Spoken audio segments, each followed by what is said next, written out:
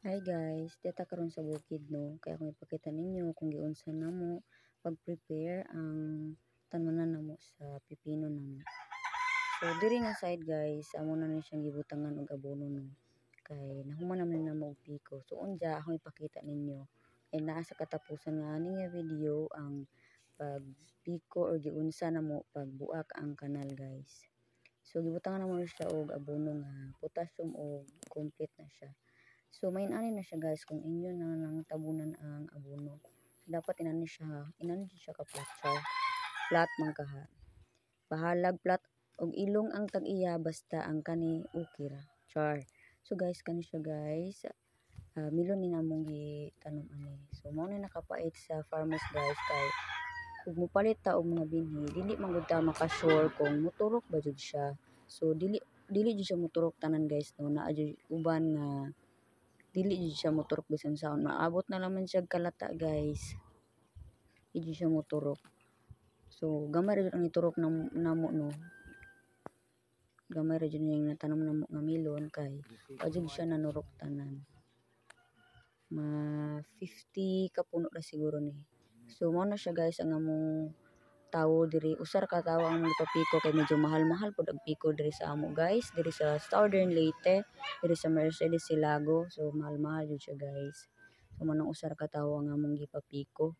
Kay 500 pud in taon ang adlaw uy, perti pud in taong mahala. So nani kadako among tamnanan guys.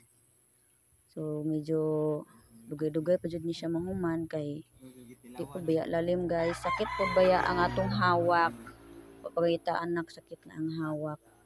So relax sa ta kadiyo diri sa daplin. Tanaw-tanaw sa tag unsa kanindot ang tanan nato no. Bahalag kapoy, inana man jud ng farmers, kapoy man jud siya guys. So diyan na guys. Tanawon ninyo og giunsa namo no.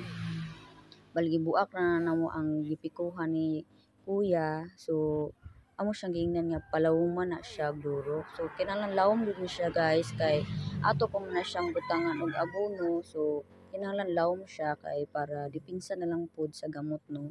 Kay once maabot ang gamot anang abono, may tendency siya nga mamatay ang atong seedling or atong tanom kay makuan man na siya kay chemical mo na siya mo nang di jud na siya dapat maabot.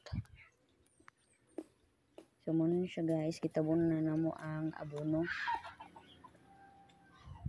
Nanaon na siya guys, tabunan na siya. Anja ako nagbutang nako og organic na siya guys, akong gibutang. Kay wala man may lain nga ikabutang so manang organic na naman. Nanaon na siya pagbutang guys, pero sakit po ni sa hawak no. Di po ni siya lalim nga maginani siya guys. So inana jud ng farmers pag antos man jud na. So primero na siya guys, ang sakit sa hawak, sakit sa lawas. Pero magkadugay ana guys, so ano na sakit hawak guys. Sakit ta po ng liog ug gumarbes, sakit ta po ng abagag bumaba sa atong hinarvest. Pero okay na siya guys, inana jud na siya mga farmers. Laban lang jud ta mga farmers no. Di lamang jud ta mawad-an og pag-asa kay maabot na jud ang panahon nga mutagumpay ta sa atong mga ipangbuhat diri sa bukid. So guys, abot na jud taon kustomoy. Nanaon na siya guys. Bahalag sakit ang hawak no.